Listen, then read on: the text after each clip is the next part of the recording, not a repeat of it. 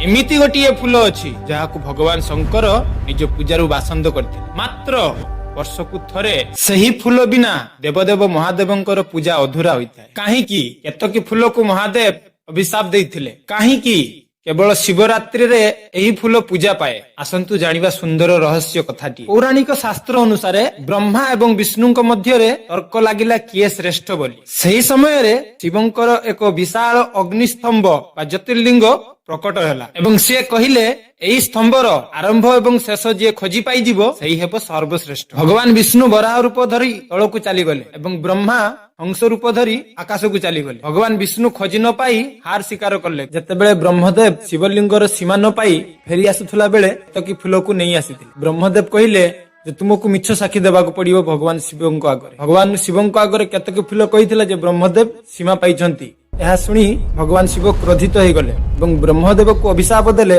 जे तुमको महिमंडल रे केही भी पूजा करिवे नाही कि तुमे पूजा पाइबो नाही। केतकी फूल को अभिशाप देले तुमे केबे शिव पूजा रे लागि पारिबो नाही। यह शुणी केतकी फूल प्रभुंको पाद तळे पड़ी क्षमा प्रार्थना कला। दयालु शिव शंकर केतकी फूल को वरदान देइथिले कि वर्ष सारा तुमे पूजा पाइबो नाही किंतु वर्षकरे गोटिए दिन तुमे पूजा पाइबो। तुम बिना सही पूजा अधूरा रहिबो। महाशिवरात्रि तुम बिना सही दिन पूजा अधूरा रहिबो। सेथिपाई बंधुगण सारा वर्ष केतकी फूल वर्जित थिले भी जागर दिन यह शिव को चढ़ा जाए। तेणु यही रहस्य जानिबा परे केबे भी अन्य दिन रे शिव को केतकी फूल चढ़ांतु नहीं। कमेंट बॉक्स रे लिखंतु हर हर महादेव जय शिव शंभु।